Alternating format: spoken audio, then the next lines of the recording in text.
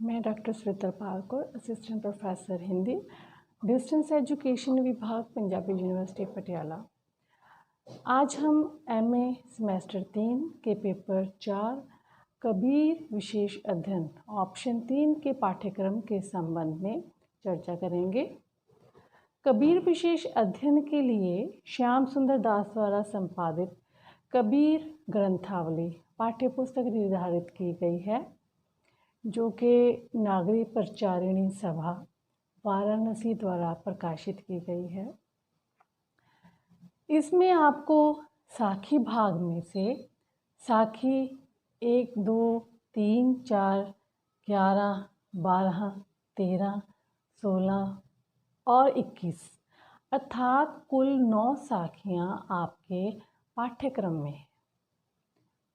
पदावली भाग में से 51 से 100 की संख्या आपके पाठ्यक्रम में है। साखियों में गुरुदेव को अंग, सुमिरण को अंग, बिरहा को अंग, निहिकर्मी पतिव्रता को अंग, चितावणी को अंग, मन को अंग, माया को अंग, सहज को अंग इत्यादि साखियाँ आपके पाठ्यक्रम में हैं, जिनमें कबीर जी ने गुरु के महत्व की विस्तृत चर्चा की है। उन्होंने गुरु के महत्व को दर्शाया है।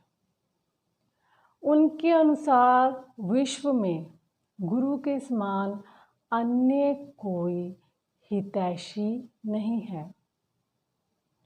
सच्चे गुरु की महिमा असीम है, उसका वर्णन नहीं किया जा सकता। संत परंपरा में नाम सुमिरन को भी महत्व दिया गया है। कबीर के मत में नाम सुमिरन द्वारा ही मनुष्य मुक्ति प्राप्त कर सकता है। संत काव्य में विरहा का प्रमुख स्थान है। विरहा में तप कर जीवात्मा ईश्वर प्राप्ति के लिए दुगुने उत्साह से प्रयत्नशील होती है। कबीर जी ने जीवन की क्षणभंगुरता की ओर भी संकेत किया है कि यह जीवन बहुत छोटा है, उसका सदुपयोग करना चाहिए। संसार में माया के जाल से बचना बहुत कठिन है। जिसने उस फंदे को काट दिया अर्थात उस ओर आकर्षित नहीं हुआ और अपने जीवन लक्ष्य की ओर बढ़ता गया, वह जीवन में सफल हो जाता है। पदावली से संबंधित विस्तृत चर्चा हम अपने पीसीपी के दौरान करेंगे। जहाँ तक कबीर विशेष अध्ययन पेपर के स्टाइल की बात है, तो संपूर्ण पेपर को 3 भागों में विभाजित किया गया है,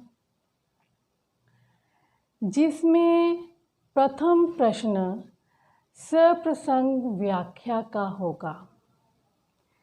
निर्धारित पुस्तक से अथवा रूपी विकल्प के तहत 6 पद्यांश दिए जाएंगे, जिनमें से विद्यार्थियों को 3 प्रसंगों की व्याख्या करनी होगी, जिसके कुल अंक होंगे 18, यानी प्रत्येक पद्यांश के लिए 6 अंक निर्धारित किए गए हैं।